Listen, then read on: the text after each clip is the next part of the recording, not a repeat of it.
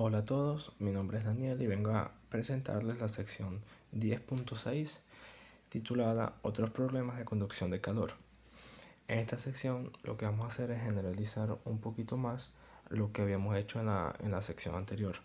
Entonces, como forma de repaso, vamos a ver lo que teníamos en la sección anterior y los resultados que obtuvimos, y vamos a ver cómo se puede generalizar de otras maneras. Entonces, la ecuación de conducción de calor es la siguiente, y le habíamos dado dos condiciones de frontera que eran homogéneas. Además, teníamos una condición inicial para la temperatura de la barra al momento t igual a 0, y con eso habíamos llegado a esta solución, que era una combinación de una exponencial negativa, un seno, y sumábamos todos los términos. Además, el coeficiente c sub n se calculaba a partir de la condición inicial usando una serie de Fourier. Bien, entonces en la sección anterior, una de las primeras cosas que hicimos fue dar como condiciones de frontera temperaturas iguales a 0, y eso hacía con que las condiciones de frontera fueran homogéneas. Pero ¿qué pasa cuando en un extremo, por ejemplo en x igual a 0, tengo una temperatura T sub 1 y en el otro extremo, en x igual a L, tengo otra temperatura diferente, T sub 2? De esta forma, las condiciones de frontera serán estas que vemos a continuación. Fíjense que ya no son homogéneas, ahora tienen un valor fijo. Y para el problema, si escribimos el problema de esta manera, la ecuación diferencial sigue siendo la 1 y la condición inicial sigue siendo la 3. Eso no cambia para nada, solamente estamos diciendo que las temperaturas en los extremos ahora son números diferentes de 0. De igual manera, al llegar a la solución general de este problema, al considerar t sub 1 y t sub 2 igual a 0, deberíamos obtener el resultado que se obtuvo en la sección anterior. Eso lo podemos usar como forma de comprobación para comprobar que nuestra solución es correcta.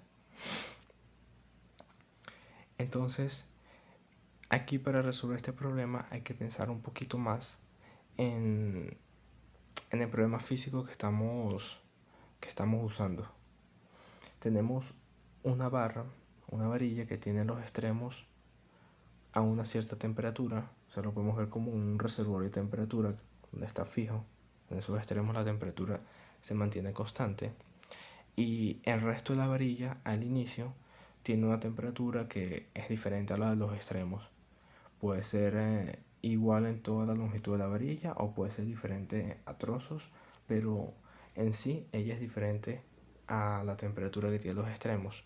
Pero a medida que avanza el tiempo, cuando t tiende a infinito, lo que se espera y lo que se obtiene es que la distribución de temperaturas quede estable, queda algo que no depende del tiempo, es la misma temperatura a partir de ese punto, a partir de ese tiempo. Entonces podemos decir que tenemos una distribución estable de temperatura V sub x, y la ecuación 1 quedaría de esta manera. Esto en el tiempo infinito, o sea, después de pasar mucho tiempo, la ecuación diferencial nos va a quedar de esta manera, porque ya el tiempo no es una variable. Ya para cualquier punto, o sea, no es que el tiempo no sea una variable, es que para cualquier instante de tiempo la temperatura va a ser siempre la misma. Pero las condiciones de frontera sí van a permanecer iguales, porque como dijimos, en los extremos la temperatura está fija en los valores T sub 1 y T sub 2. Entonces tenemos este pequeño problema de valor de frontera que se puede resolver muy fácil. La solución de la ecuación diferencial 8, que es esta que tenemos aquí, va a ser algo similar a la que teníamos cuando en la sección anterior consideramos lambda igual a 0. Entonces la solución es simplemente b de x igual a x más b, Y si aplicamos las condiciones de frontera, en 0 nos va a quedar b de 0 igual a b, y eso tiene que ser igual a t sub 1. Entonces b es igual a t sub 1, y en L, si evaluamos en L, vamos a tener AL más t sub 1, que es b, y eso tiene que ser igual a t sub 2. Si despejamos A, nos va a quedar que A es t sub 2 menos t sub 1 entre L, y por lo tanto nuestra b de x nos va a quedar t sub 2 menos t sub 1 entre L por x, que era AX, más t sub 1, porque t sub 1 es b. De esta manera, y bastante rápido, se obtiene la función de distribución estable de temperatura en la varilla. Esto cuando t ya es un valor muy grande, cuando ya pasó mucho tiempo. Y esta se conoce como la solución estable. Si volvemos a nuestro problema en el que queremos hallar una función u de xt para la temperatura, podemos interpretar esta función como el producto de dos funciones que son b de x, que es nuestra solución estable, y nuestra distribución transitoria, que la vamos a llamar wx de t. O sea, en un periodo de tiempo al inicio, la temperatura sí está variando con el tiempo, que es cuando la temperatura empieza a fluir dentro de la barra y va buscando el equilibrio, por lo tanto va variando. Y perdón, yo dije un producto, pero no es un producto, es una suma. O sea, es la solución estable más la solución transitoria. Entonces, podemos escribir u de xt como b de x más wx de t. Bx ya la obtuvimos, es nuestra ecuación 10, y nos faltaría hallar wxxt. Entonces, para esto lo que vamos a hacer es sustituir esto que tenemos aquí en nuestra ecuación diferencial 1. Para eso hay que derivar estas funciones, y fíjense que si derivamos dos veces con respecto de x, nos va a quedar alfa cuadrado bxx más alfa cuadrado wxx, y eso tiene que ser igual a la derivada de la función con respecto al tiempo. Entonces nos va a quedar b de t más más wt. Pero de lo que habíamos dicho anteriormente, bxx es igual a 0.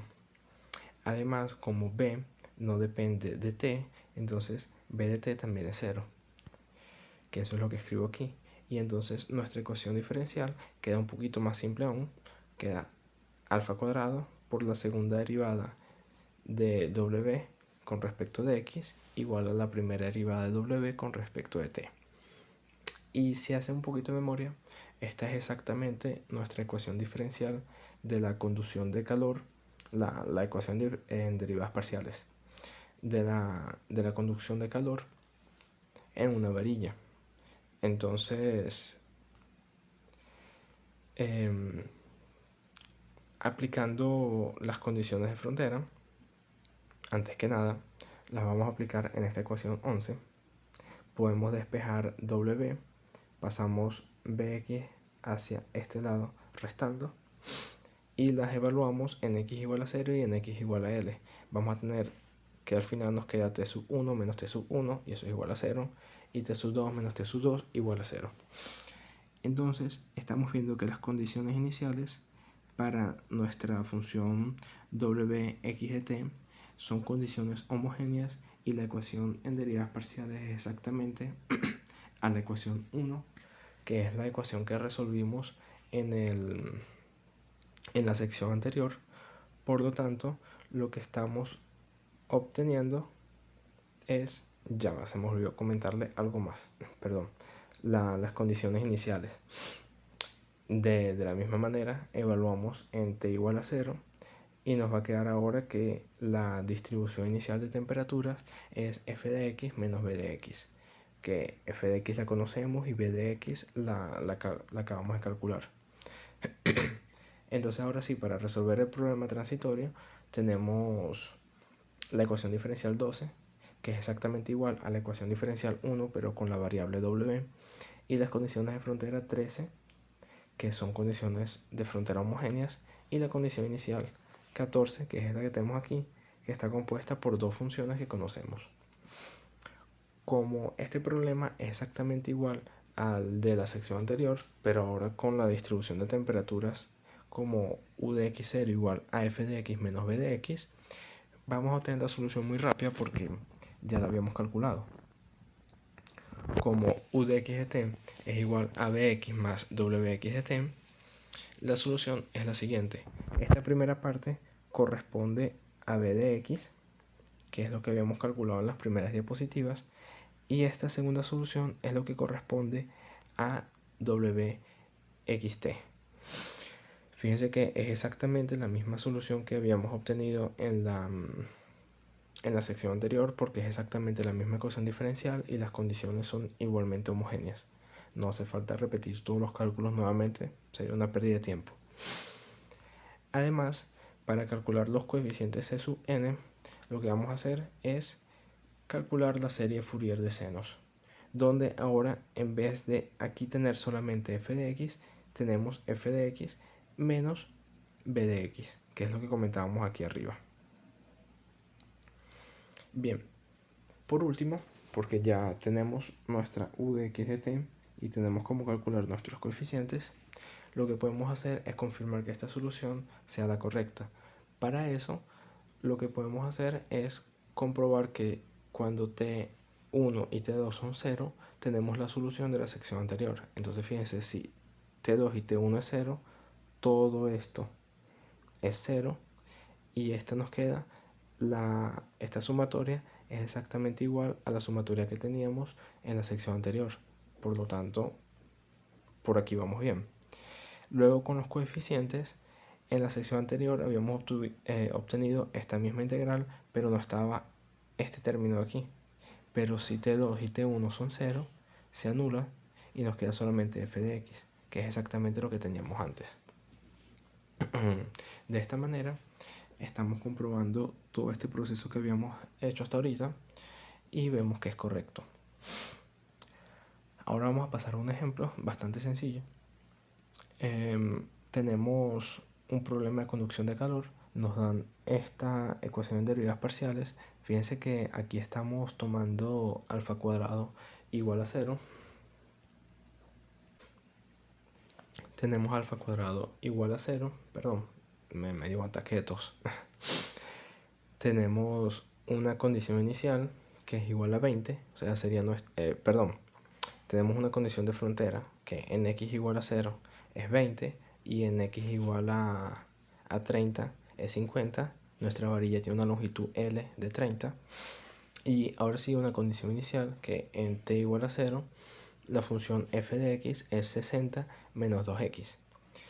Y nos piden que hallemos la distribución de temperatura en el estado estacionario y el problema de la distribución transitoria. O sea, lo que nos piden es hallar b de x y plantear el problema de wx de t. Plantearlo solamente, no piden que lo resolvamos.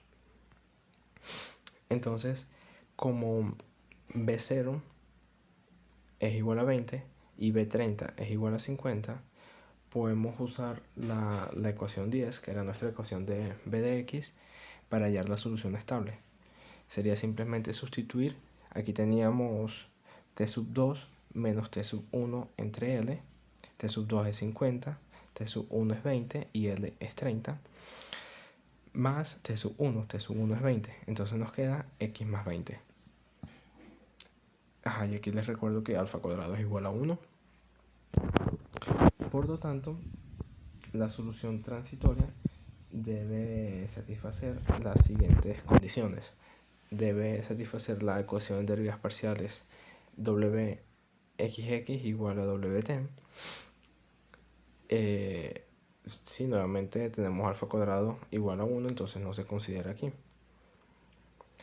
Las condiciones de frontera nos van a quedar 0 y 0. Y la condición inicial va a ser nuestro u de x0, que era 60 menos 2x, menos nuestro bx que acabamos de calcular, que nos dio x más 20. Si lo sustituimos, nos queda 40 menos 3x. Aquí ya con esto podemos escribir nuestra solución a partir de las ecuaciones 15 y 16, que son nuestro u de x y los coeficientes c sub n. Eso se los dejo a ustedes como ejercicio si lo quieren hacer. Si no, aquí tienen la solución. Es bastante sencillo de llegar a ella. La integral que se hace es muy simple y bueno, no tiene nada de especial. Se puede calcular muy fácil. Mientras tanto, por aquí seguimos con otro caso general. Ahora vamos a ver qué pasa cuando la varilla tiene los extremos aislados y no pasa el calor a través de ellos. Entonces, lo que estamos diciendo aquí es que ahora en los extremos no hay conducción de calor. Por lo tanto, U de X en 0T es igual a 0 y UX en LT es igual a 0. La condición inicial y la ecuación diferencial se van a mantener porque lo único que estamos haciendo es poner otras condiciones diferentes a la frontera.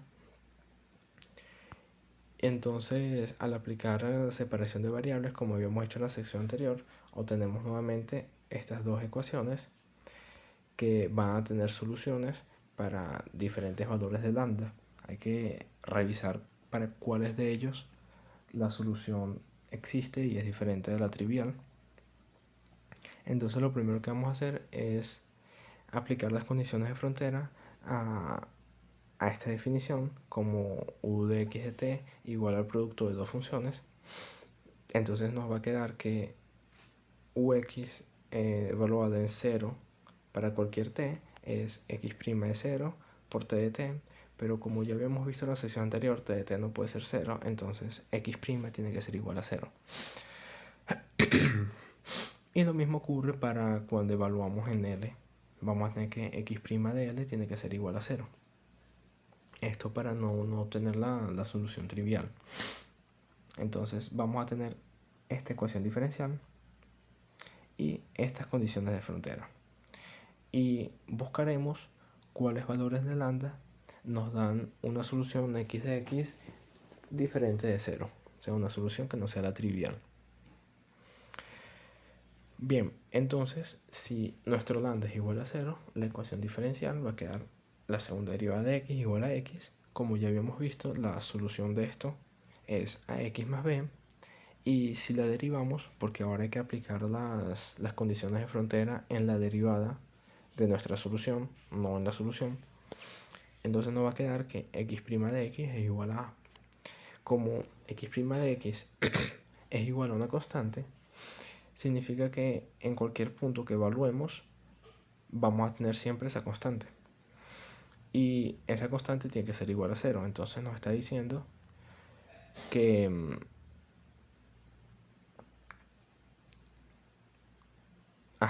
nos está diciendo que el lambda igual a 0 es un y-valor que es válido y nos da la función x sub 0 de x igual a 1. Pero fíjense que si a es igual a 0 y las dos condiciones dan ese resultado, entonces esto se va y nos va a quedar x de x igual a b. Pero si tomamos b como 1, nos queda x0 de x igual a 1. Entonces, como lambda igual a 0 es una solución, la debemos aplicar en nuestra ecuación para la variable t también. Al sustituirlo nos va a quedar que t' es igual a 0 y eso nos dice que t de t es igual a una constante, porque si derivamos una vez esto, obtenemos esto. Por lo tanto, como u de x de t es el producto de x de t, x de x por t de t, vamos a tener que u sub 0 de xt es igual a 1. Esto omitiendo todas las constantes arbitrarias.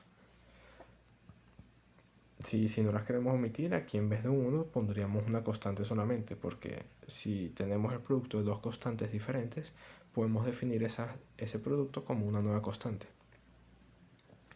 Pero al considerarlas 1 también es válido, por algo que vamos a ver más adelante. El otro caso es cuando lambda es menor que 0. Aquí nuevamente vamos a usar una definición diferente para simplificar nuestra ecuación. Vamos a decir que lambda es igual a menos mu cuadrado. Entonces la ecuación diferencial va a quedar de esta manera, y como ya habíamos visto, esta solución era una combinación de senos hiperbólicos y cosenos hiperbólicos. Si derivamos, la derivada del seno hiperbólico es coseno hiperbólico y la del coseno hiperbólico es seno hiperbólico. Nos queda algo bastante similar, pero ahora con unos mu aquí afuera. Si ahora aplicamos las condiciones de frontera, entonces en x' evaluado en 0, nos va a quedar que este seno hiperbólico se cancela, este coseno hiperbólico nos da 1, entonces va a decir que mu a es igual a 0, pero mu tiene que ser diferente de 0, porque ya consideramos el caso en el que lambda era igual a 0. Entonces nos está diciendo que a debe ser igual a 0. Si ahora evaluamos en la segunda condición de frontera, en x igual a l, como ya dijimos que a es igual a 0, este término no cuenta, nos va a quedar mu por b por seno hiperbólico de mu l, pero el seno hiperbólico de mu l es un número diferente de 0, y como mu también es diferente de 0, solo nos queda la posibilidad de que b sea igual a 0. Entonces nos está quedando que a es igual a 0 y b es igual a 0. Por lo tanto, x de x es igual a 0. Y esa es la solución trivial que no nos interesa. Entonces, para lambda menor que 0, el problema no tiene solución. Por último, vamos a considerar lambda mayor a 0. En este caso vamos a usar lambda igual a mu cuadrado. La ecuación diferencial queda de esta manera y la solución, como ya habíamos visto también, queda así. Si la derivamos, obtenemos esto, y ahora aplicamos las condiciones de frontera. En 0 nos va a quedar seno de 0 es 0 y coseno de 0 es 1, entonces nos va a quedar mu por b igual a 0, y eso nos dice que p es igual a 0. Si aplicamos en L, va a quedar que menos mu por a por seno de mu L es igual a 0. Pero el seno de mu L es igual a 0 cuando mu L es igual a npi. Por lo tanto, vamos a tener que x sub n de x es igual a una constante por el coseno de npi sobre L por x, y nuestros lambda n son iguales a npi entre L al cuadrado. Entonces ya tenemos otra solución, x sub n, y debemos buscar la solución t sub n de t para completar nuestra función de temperatura. En ella vamos a sustituir este valor de lambda sub n que acabamos de obtener. Queda de esta manera. Esta es la misma ecuación diferencial que habíamos obtenido en la sección anterior. Ya habíamos visto que la solución era esta. Y por lo tanto, Vn de x de t es igual a la exponencial esta que tuvimos aquí por el coseno de la solución de xn de x. Aquí nuevamente omitimos las constantes porque fíjense que para cada valor de n vamos a tener una solución a nuestro problema. Por lo tanto, si hacemos una combinación lineal de todas esas soluciones, o sea, una suma de todas ellas, también vamos a tener una solución de la ecuación diferencial. Por lo tanto, lo podemos escribir de esta manera, mucho más simplificada. Esta primera es la solución para lambda igual a 0, y esta solución es la de lambda mayor a 0. Si sustituimos las funciones, nos va a quedar c sub 0 entre 2. Eso fue una constante que se eligió poner ahí porque nos hace ver esta solución como algo similar a una serie de Fourier y puede ser útil más adelante. Y esta solución aquí con la sumatoria es la solución de los lambda mayor a 0. Para hallar los coeficientes c sub n, lo que vamos a hacer ahora es aplicar las condiciones, la condición inicial que teníamos, En la condición inicial evaluamos t igual a 0, entonces este exponencial queda 1 y la función nos queda de esta manera.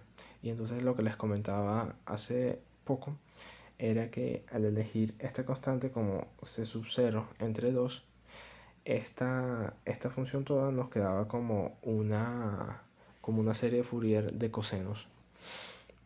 Y eso es útil porque entonces podemos calcular los coeficientes c sub n de esta manera, que es bastante sencillo. Y bueno, de esa manera llegamos a la solución de nuestro problema. La función de temperatura es esta ecuación 25, y donde los coeficientes C sub n se calculan como aquí en esta ecuación 27. Bien, ahora vamos a ver otro ejemplo. Ahora para este caso que acabamos de ver, nos piden encontrar la temperatura U de x de t de una varilla de metal de 25 centímetros con los extremos aislados, y nos dan la distribución inicial de temperatura, que es U de x0 igual a x. Entonces lo que vamos a hacer es sustituir estos datos que nos dan en la solución que acabamos de obtener. Entonces, como L es igual a 25 y f de x es igual a x, vamos a tener un U de x de t igual a c sub 0 entre 2 por la sumatoria de n igual a 1 hasta infinito, por c sub n exponencial de menos alfa n pi entre 25 al cuadrado, por t, por el coseno n pi entre 25 por x. Bien, para completar la solución, para tenerla lista, solamente faltaría calcular los coeficientes c sub 0 y c sub n para n mayor a 1. Entonces para c sub 0, perdón, este c sub n, no sé qué hace aquí, algún lapsus que ocurrió. C sub 0 es 2 entre L por la integral de 0 hasta L de f de x, pero como L es 25, lo sustituimos y nos da 25. Esto nos va a quedar la integral de x es x al cuadrado entre 2. Entonces el 2 que nos sale de la integral se cancela con este 2 y nos va a quedar x al cuadrado entre 25, pero si evaluamos en 25 nos va a quedar 25 al cuadrado entre 25 y ese es 25. Como ya tenemos c sub 0, ahora calculamos c sub n para n mayor a 1. Se usa esta integral que tiene como solución lo siguiente. Podemos escribir el coseno de npi como menos 1 a la n, y eso nos va a dar soluciones diferentes si n es par o es impar. Si n es impar, este coseno de npi nos va a dar siempre menos 1, entonces esto va a quedar menos 1 es menos 2, por 50 nos va a quedar menos 100 entre npi al cuadrado, si n es impar. Pero si n es par nos va a dar 0, porque esto va a dar siempre 1 y 1 menos 1 es 0. Por lo tanto, vamos a tener una función de esta manera. Sustituimos el c sub 0 que habíamos obtenido, que era 25, y donde aparece n escribimos nuevamente 2n menos 1, porque solamente hay soluciones para n igual a números impares, y los definimos de esta manera. Otra forma sería escribir aquí n igual a todos los números impares, pero así de esta manera es más sencillo de escribir la sumatoria y más fácil de entender. Por último, vamos a ver problemas aún más generales, porque hasta ahorita consideramos que los dos extremos estaban a temperaturas T sub 1 y T sub 2 diferentes de 0, o que los dos extremos estaban aislados. Pero también podemos tener un tercer caso, que es cuando un extremo está aislado y el otro extremo está a una temperatura T cualquiera. Entonces, en este caso, las condiciones de frontera, si por ejemplo el extremo x igual a 0 está a una temperatura T y el extremo x igual a L está aislado, vamos a tener estas condiciones de frontera. De igual forma, como les había comentado para la ecuación de conducción de calor, En el apéndice A se demuestra cómo convertir estas condiciones de frontera a homogéneas, porque recuerden que hemos buscado escribirlas de manera homogénea para simplificar la resolución del problema. En el apéndice A se hace todos los cálculos. Aquí yo voy a tomar únicamente los resultados finales y nos va a dar estas dos condiciones, donde H1 y H2 son constantes no negativas, o sea, no puede ser números negativos.